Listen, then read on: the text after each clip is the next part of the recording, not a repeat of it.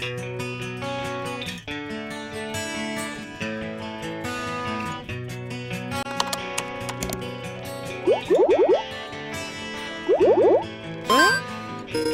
Everyone, আমি মমো। তোমাদের নতুন আরেকটা ভিডিওতে সবাইকে ওয়েলকাম। সকলে তো টাইটেল থাম্বনেল দেখে বুঝেই গেছো যে আজকে কি শেয়ার করতে চলেছি। তাহলে চলো নববর্ষ স্পেশাল পয়লা বৈশাখ থিমের উপর পাখাটা তৈরি করা যাবে। তার আগে একটা ছোট্ট অনুরোধ রইল, পুরো ভিডিওটা দেখার। কিন্তু তোমাদের স্টেপে স্টেপে বুঝতে একটু হলেও অসুবিধা হতে পারে, তো চলো স্টার্ট করা যাক। তো প্রথমে দেখলেই আমি কিভাবে হার্ডনার আর রেজিনটাকে ভালো করে মিশিয়ে নিয়েছি। তারপর বেলুনের সাহায্যে আমি কিন্তু রুটির আকারের মতো গোল করে নিয়েছি। তার আগে আমি কাগজের মধ্যে পাখার শেপ অনুযায়ী পাখাটা এঁকে কেটে নিয়েছিলাম। বাদ বাকি ক্লের অংশটা দিয়ে আমি এরকম ভাবে লম্বা করে কিছুটা ক্লে কেটে নিয়েছি। তারপর ঠিক এই মুহূর্তে তোমরা যেরকম দেখতে পাচ্ছ ঠিক সেরকম করে কিন্তু ক্লেটা করে কেটে নিচ্ছি। এবারে পাখাটার চারপাশে আঠা দিয়ে আমি এগুলোকে লাগিয়ে নিই। ঠিক এরকম ভাবে তোমরা ঠিক যেরকম প্রসেসটা দেখতে পারছো, পাখাটা শুকিয়ে যাওয়ার পর তোমরা দেখতে পারছো এটা ঠিক এরকম দেখতে হচ্ছে উল্টো দিক থেকে। এবার কিছুটা পরিমাণ মতো ক্লে কেটে বাদ বাকি জিনিসগুলো বানানোর পালা। আমি বানাচ্ছি হচ্ছে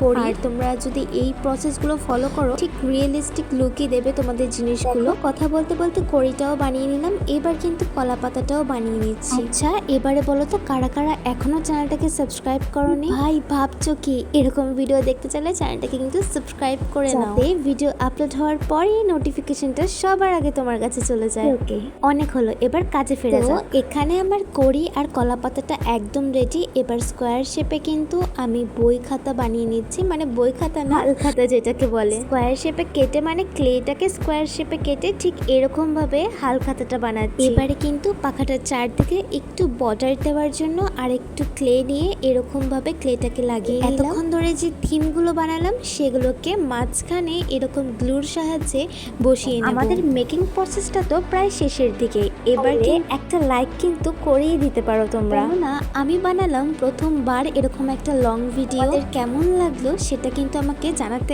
একদমই ভুলো না কমেন্ট করে। না আমি তো প্রথম থেকেই তোমাদের সাথে শর্টসে কাজগুলো শেয়ার করে থাকি, কোনো রকম ভুল ত্রুটি হলে অবশ্যই কিন্তু কমেন্ট করে জানিয়ে দিও। দেখো কথা বলতে বলতে মেকিং প্রসেসটা প্রায় তোমরা দেখে হয়তো একটু অবাক হচ্ছ, ডিজাইনটা একটু বদলে গেছে। আসলে আমার হাত থেকে পড়ে যাওয়ায় আমি এই ডিজাইনটা করেছি। টাইম না থাকায় আমি এই ডিজাইনটা করতেই বাধ্য হলো না, হাতে বেশি একটা সময় ছিল না, তাই তাড়াহুড়োর মধ্যে আমি এই ডিজাইনটাই করেছি আর ক্লিপ নিতেও ভুলে গেছি। তোমরা এখানে একটা কথা বলে যাও তো, আগের ডিজাইনটা বেশি ভালো লাগছে না এখনকার ডিজাইনটা? আমার মন পছন্দ যদি জানতে চাও, আমার কিন্তু এখনের ডিজাইনটাই বেশি ভালো লাগছে। কথা বলতে বলতে আমাদের রং করার কাজটাও কিন্তু অনেকটা এগিয়ে গেছে। যদি তোমরা লুকটা একদম রিয়েলিস্টিক দিতে চাও তাহলে কিন্তু একটু কষ্ট করে খেতে কালারের সাথে কিছু কালার মিক্সড করে বা কালারের ভালোভাবে ব্লেন্ড করে বা লাইট এবং মিডিয়াম বা ডার্ক কালার মিক্সড করে করে তোমাকে কাজগুলো করতে হবে। এরকম ভাবে বেস কালারটা করলাম, তোমরা তো দেখলেই ঠিক এরকম ভাবে বাকি কালারগুলো করব। তো দেখো